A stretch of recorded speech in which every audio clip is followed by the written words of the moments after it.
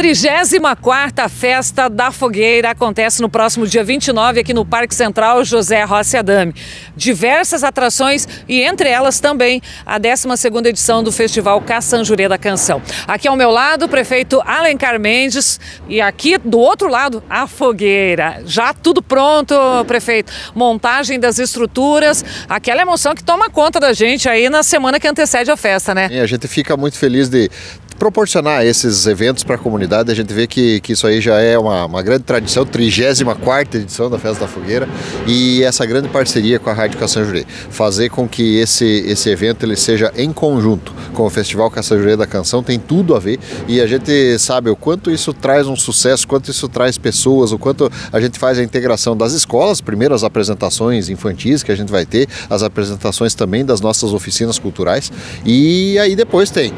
o Festival Caçanjurê da Canção e também o show do Paulinho Musselin. A gente tem certeza que, de novo, vai ser aquele grande sucesso, vai ter uma estrutura de alimentação, vai ter toda a estrutura que tradicionalmente, agora já dá pra gente falar, as pessoas já sabem como é que funciona aqui no Parque Central, no estacionamento do Parque Central, é um local que acolhe muito bem as pessoas e a gente fica o convite a todos. Nós temos hoje, nesse sábado, um dia maravilhoso, até convido as pessoas, vem dar uma passeada, passeia no Parque Linear, passeia no Parque Central,